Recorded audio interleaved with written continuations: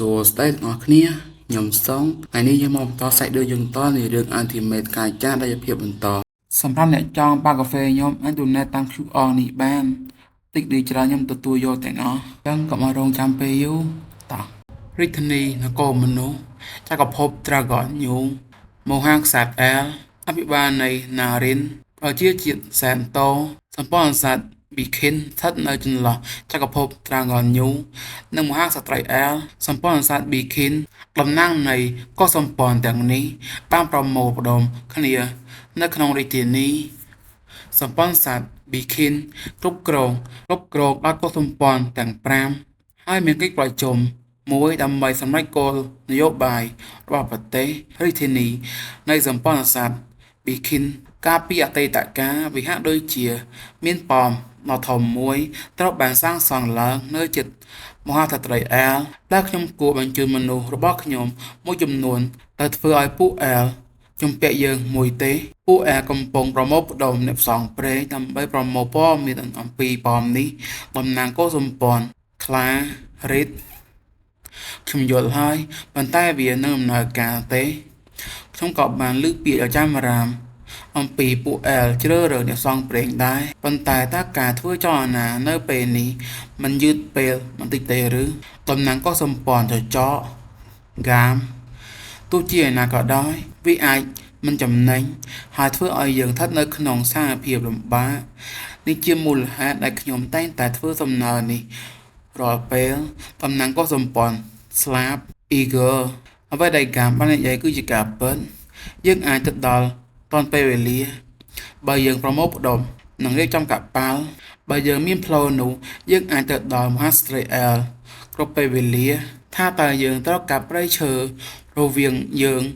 និងមហាស្ត្រី L ហើយធ្វើផ្លូវត្រង់ខ្ញុំចង់រស់នៅដោយសន្តិភាពដូច្នេះយើងមិនចាំបាច់ដាក់ក្បាលរបស់យើងចូលទៅក្នុងមាត់នាគដោយចេតនាទេខ្ញុំប្រឆាំងនឹងវា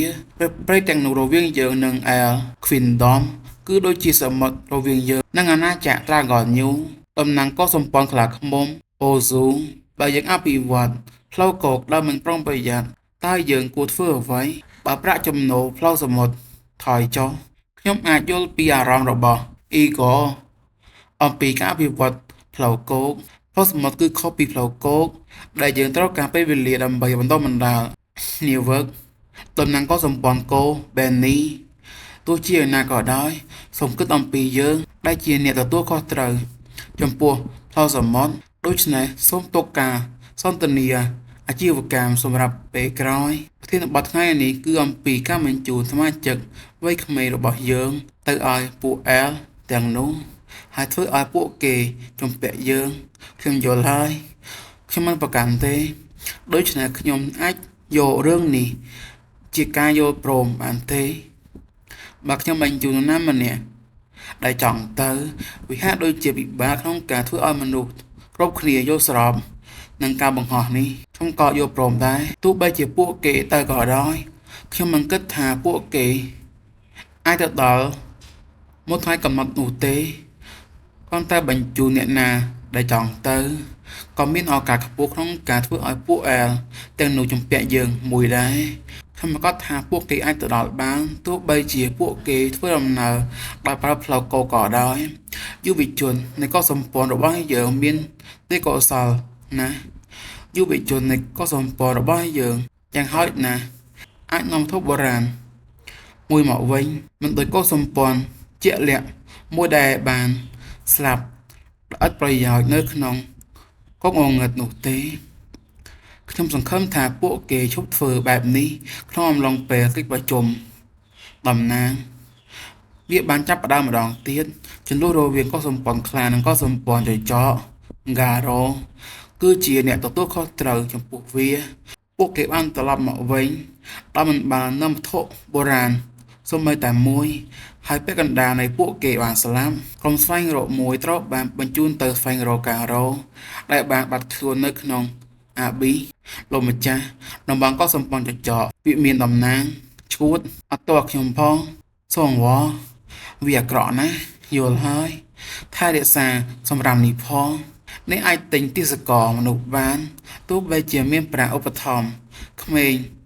រពឹសក៏ដោយតែអ្នកមិនបានទិញទិសកលមនុស្សនោះ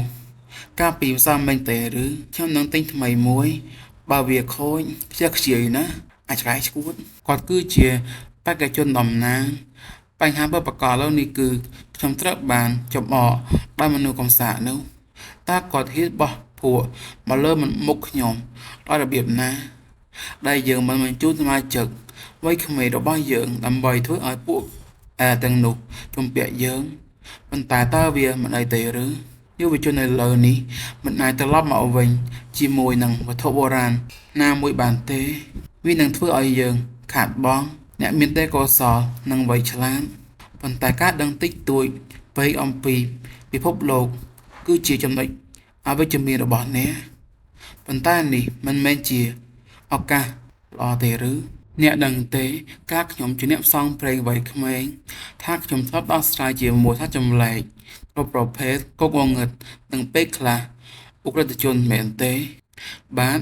ខ្ញុំបានឮថាអ្នកជាអ្នកផ្សងព្រេងកម្រិត B ស្ដេចហ្គោឡឹមដែលជាហ្គោឡឹមជាន់ខ្ពស់ម្នាក់បានកើតមកក្នុងអំឡុងពេលដែលខ្ញុំស្នាក់នៅក្នុងទីក្រុងជាក់លាក់មួយក្នុងសម័យមហាស្ត្រីអែលគាត់បាននឹងហ្គោឡឹមទាំងអស់មកជួបជុំគ្នាហើយបានឈ្លានពានទីក្រុងនោះមានការផ្ទុះឡើងយ៉ាងខ្លាំងនៃហ្គោឡឹមខ្ញុំនៅទីនោះនៅជួរមុខដោយដឹកនាំមិត្តភ័ក្តិដែលភ័យខ្លាចរបស់ខ្ញុំនិងអ្នកផ្សងព្រេងផ្សេងទៀតដូច្នេះខ្ញុំជាអ្នកផ្សងព្រេងជាន់ខ្ពស់នៅពេលនោះហើយសមាគមបានតែងតាំងខ្ញុំទោះជាយ៉ាងណាក៏ដោយពួកហ្គោលីនដែលជឿជាក់លើជ័យជំនះរបស់ពួកគេញញឹមយ៉ាងក្រៀមក្រំនិងគួរឲ្យស្អប់ខ្ពើមយើងត្រូវបានក្រុមហ្គោលីនដ៏ច្រើនលើសលប់វាប្រហារហើយទីក្រុងនេះរៀបនឹងដួលរលំវាពិតជាស្មោះភូមិដ៏អាក្រក់បំផុតហើយពួកគេទាំង3នាក់នោះបានកំចាត់ក្រុមហ្គោលឹមទាំងស្រុងការពង្រឹងកម្លាំងឡើងវិញដោយសមាជិកតែ3នាក់ប៉ុណ្ណោះការពង្រឹងកម្លាំងឡើងវិញពីពួកអែលបានមកដល់ហើយបានផ្លាស់ប្ដូរសមរភូមិពួកគេគឺជាណៃដ៏រឹងមាំបំផុតនៃលំដាប់មហាស្ត្រីអែលលំដាប់នៃពួកណៃប្រធានក្រុមរបស់ពួកគេអនុប្រធាននិងប្រធានក្រុមអ្នកការពារហើយមានតែពួកគេ3នាក់ប៉ុណ្ណោះពួកគេបានកំចាត់ក្រុមកបលិនហើយត្រូវបានបញ្ជាឲ្យនៅឆ្ងាយពេលខ្ញុំដឹងថាការប្រយុទ្ធចប់ហើយប៉ុន្តែប្រធានក្រុមពិតជាសាហាវណាស់ខ្ញុំនៅតែចាំបានថាវាគួរឲ្យខ្លាចប៉ុណ្ណាអនុប្រធានក្រុមនិងមន្ត្រីការពារព្រៃគឺរឹងមាំណាស់គ្មានសំឡេងស្រែកឬការប៉ះទង្គិចដោយដាវណាមួយឡើយគាត់បានកាត់ក្បាលស្ដេចកបលិនគាត់បានធ្វើដូចជាគាត់កំពុងកាត់ស្មៅនៅម្ខាងផ្លូវជាអ្នកច្រត់ដល់អាក្រក់ដែលមិនវាភ្នែកមួយពួកគេមិនបានមើលឃើញគាត់នៅក្នុងសមរភូមិពិតប្រាកដទេដូច្នេះខ្ញុំត្រូវបានពួកគេនឹងបង្កើតគំនិតឆក់ល្ងងមួយពួកគេដឹងពីកម្លាំងរបស់អ្នកក្លាហានស្ងប់ស្ងាត់ในលំដាប់ណៃទេពួកគេកំសាន្តទាំងអស់ពួកគេកំសាន្តទាំងនោះនៃរ៉ាតតែងតែលេងដោយសុវត្ថិភាពដោយទទួលយកតែសំណើដែលមានហានិភ័យទៀតប៉ុណ្ណោះបោចម្លែកមួយស្រាប់តែលេចឡើងនៅចិត្តមហាស្ត្រីអែលចុះយ៉ាងណាមិនថាមានអ្វីនៅខាងក្នុងទេបើពួកគេបញ្ជូនពួកណៃវានឹងត្រូវបានធ្វើវាគ្មានប្រយោជន៍ទេក្នុងការគិតអំពីការព្យាយាមធ្វើឲ្យពួកគេជំពាក់យើងពិភពលោកនេះធំជាងអ្វីដែលយើងកំពុងស្រមើស្រមៃបានវាពោពេញទៅដោយសត្វចម្លែកបើមានឱកាសពួកគេគួរតែព្យាយាមរុករកពិភពលោកដោយខ្លួនឯងវាសម្រាប់ជាប្រយោជន៍ដល់សាច់ញាតិដ៏គួរឲ្យស្រឡាញ់របស់ខ្ញុំហើយរៀបចំពិធីហើយរៀនអំពីពិភពលោកនិងប្រមូលបទពិសោធន៍ជាអ្វីដែលខ្ញុំអាចណែនាំអ្នកបានតិចតួចបំផុតខ្ញុំដឹងគុណចំពោះរឿងរ៉ាវបំផុសគំនិតរបស់អ្នកបើអ្នកមិនធ្វើទេអ្នកនឹងសោកស្ដាយវានៅថ្ងៃណាមួយអ្នកដឹងទេក្រុមណៃត្រូវបានលុបចោលខ្ញុំក៏មានការភ្ញាក់ផ្អើលផងដែរនៅពេលដែលខ្ញុំបានឮអំពីវាជាលើដំបូងឡើយសូមអនុញ្ញាតឲ្យខ្ញុំប្រាប់អ្នកពីព័ត៌មានដែលខ្ញុំបានប្រមូលសម្រាប់ក្រុមណៃតើអ្នកណាជាក្រុមណៃដ៏រឹងមាំបំផុតដែលត្រូវបានលុបចោលយើងបានប្រែក្លាយទៅជារដ្ឋចំណុះរបស់ពួកគេ បើយើងធ្វើបោះហេប៉មយៈនោះអាចជាប៉មយៈនោះអាចវាប្រហារសម្ព័ន្ធភាពសត្វដេរឆានដោយដែលពួកគេបានធ្វើជាមួយមហាសត្រូវអែលការប្រកាសឯករាជ្យភាពដាច់ខាតរបស់មនុស្សនោះមានគ្រោះថ្នាក់ណាស់បើរឿងនេះកើតឡើងតើយើងគួរធ្វើអ្វីទៅរាបាទអែលទាំងនោះដែលមានមោទនភាពខ្ពស់របស់ពួកគេខ្ញុំក៏ថាពួកគេនឹងមិនធ្វើតាមបទបញ្ជាទេគ្រាន់តែដោយសារពួកគេចាញ់ពួកគេម្ដងខ្ញុំគិតថាវាមិនងាយស្រួលសម្រាប់ពួកគេក្នុងការវាយប្រហារយើងទេមែនទេបែននេះតើអ្នកភ្លេចទេខ្ញុំក៏ថាពួកគេនឹងមិនសម្រេចចិត្តវាយប្រហារយើងដោយងាយៗនោះទេហើយក៏មានប្រៃឈើមួយនៅចន្លោះសម្ព័ន្ធភាពសត្វដេរឆាននិងមហាសត្រូវអែលមែនទេប្រៃឈើទាំងនោះនឹងមិនធ្វើអ្វីប្រឆាំងនឹងនេះរបស់ពួកគេទេពីអ្វីដែលអ៊ីហ្គរបានរាយការណ៍ថាមេធ្មប់នៃប៉មយៈដឹកនាំនាគមួយចំនួនធំនៅក្រោមការគ្រប់គ្រងរបស់នាងហើយបានដណ្ដើមយករាជធានីរបស់មហាត្រីអែលទោះបីជាអ្នកនិយាយដូច្នោះក៏ដោយតែយើងអាចធ្វើអ្វីបានតែយើងគួរតែរកវិធីដោះស្រាយបញ្ហាទេបន្ទាប់មកនេះមិនមែនជាបញ្ហាធំទេឬមនុស្សគ្រប់គ្នាត្រូវតែប្រើប្រាស់ផ្លូវនីមួយៗរបស់ពួកគេដើម្បីស្វែងរកព័ត៌មានណាមួយអំពីមេធ្មប់នៃប៉មយៈសម្រាប់ពេលនេះវាមានសារៈសំខាន់ណាស់សម្រាប់ពួកយើងក្នុងការប្រមូលព័ត៌មានដើម្បីឲ្យយើងអាចស្វែងរកដំណោះស្រាយសម្រាប់រឿងនេះបើស្ថានភាពកាន់តែអាក្រក់ទៅយើងត្រូវតាក់ទងជាមួយពូជសាសន៍ផ្សេងទៀតនិងស្នើសុំការពង្រឹងយើងប្រហែលជាអាចគ្រប់គ្រងបានខ្ញុំគិតថាចូលយើងធ្វើដូច្នេះជាមួយនឹងស្ថានភាពបច្ចុប្បន្នគ្មានដំណោះស្រាយដ៏ល្អបំផុតដែលយើងអាចរកបានទេយល់ហើយចូលយើងប្រមូលព័ត៌មានមិនចាំបាច់មិនថាវាតូចតាចប៉ុណ្ណានោះទេតំបន់កោះសម្ព័ន្ធខ្លាវាមានតំណាងតើអ្វីទៅជាឯករាជ្យភាពដាច់ខាតរបស់មនុស្សខ្ញុំមិនខ្វល់ទេថាវាជាមេធ្មប់នៃប៉មយៈឬអ្វីមួយប៉ុន្តែតើពួកតែតែក្អើក្រតុំទាំងនោះអាចចាញ់មនុស្សធម្មតាដោយរបៀបណាមនុស្សគួរតែស្ថិតនៅក្នុងធូលីដីដោយដង្កូវបើយើងអោនក្បាលចុះចំពោះប៉មមុនតើយើងអាចមានជំហរល្អជាមួយពួកគេបានទេនៅតែជា Master ហើយគោរពប្រតិបត្តិជីវិតរបស់ពួកគេជាទាសករតើអ្នកងងមែនទេតើអ្នកបានយកក្បាលរបស់អ្នកទៅពាក់គ្រឿងសឹករបស់អ្នកហើយឬនៅរបស់អ្នកឬអ្វីមួយទេបើរឿងនេះនៅតែបន្តយើងជាសត្វដេរឆាននឹងអន់ជាមនុស្សទៀតហើយអ្នកមិនយល់ថាឯករាជ្យភាពឯកខារបស់មនុស្សនេះជាអ្វីទេប្រគល់ក្បាលរលួយរបស់អ្នកឯកឹតហើយអ្នកទាំងអស់គ្នាមិនអីទេជាមួយរឿងនោះមិនត្រឹមតែយើងនឹងបាត់បង់ការកំសាន្តរបស់យើងប៉ុណ្ណោះទេការប្រើប្រាស់គ្មានរូបពើរបស់មនុស្សព្រៃសម្រាប់ល្បែងបោះបាញ់ជាការពិតណាស់យើងមិនមែនទេវាអាចជាយើងដែលត្រូវបានប្រព្រឹត្ត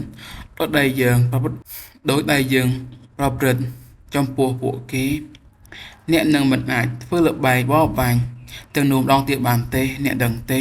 មនុស្សទាំងនោះស័ក្តិសមបំផុតសម្រាប់ការត្រូវបានសត្វដេរឆានប្រព្រឹត្តដូចជាសត្វល្អិតខ្ញុំមិនអនុញ្ញាតឲ្យមនុស្សមានប្រយោជន៍ទាំងនោះឈរខ្ពស់ជាងយើងទេសត្វដេរឆានមិនថាវាហាក់ដូចជាមិនច្បាស់លាស់និងគ្មានន័យយ៉ាងណានោះទេនោះហើយជាមូលហេតុដែលខ្ញុំនឹងប្រមូលព័ត៌មានណាមួយទោះបីជាយ៉ាងណាក៏ដោយខ្ញុំយល់ថាវាមិនល្អទេក្នុងការនាំកុសសម្ព័ន្ធខ្លារបស់យើងឲ្យមានគ្រោះថ្នាក់គ្រាន់តែប្រមូលព័ត៌មានណាមួយវាហាក់ដូចជាវាអាចជួយសង្គ្រោះជីវិតរបស់យើងអាស្រ័យលើស្ថានភាពយល់ហើយតើមកក៏សម្ព័ន្ធទៅចោវាមានតំណាងមិនអីទេអនុញ្ញាតឲ្យគាត់ចូលមកឈ្មោះមនុស្សធម្មតាបានមកដល់ហើយយូរហើយខ្ញុំបានធ្វើដំណើរមកដល់តាមផ្លូវសមុទ្រដូច្នេះខ្ញុំមិនមានឱកាសទេខ្ញុំពិតជាបានទៅលេងអ្នកណានឹកអ្នកណាហ្គាមអូវាពិតជាយូរណាស់មកហើយយើងនឹងនិយាយអំពីកិច្ចការសំខាន់ឥឡូវនេះខ្ញុំយល់ហើយកុំឲ្យអ្នកណាចូលរហូតដល់ខ្ញុំប្រាប់អ្នកសូមបញ្ជាក់កិច្ចការរបស់អ្នកខ ខ្ញុំបានបណ្ដេញមនុស្សរបស់ខ្ញុំចេញហើយនេះជាបញ្ជាពីខាងយើងនេះជាបញ្ជាពីខាងលើពួកគេចង់ឲ្យសម្ព័ន្ធភាពបេះគិនប្រើកម្លាំងនិងកំទេចប៉មយៈ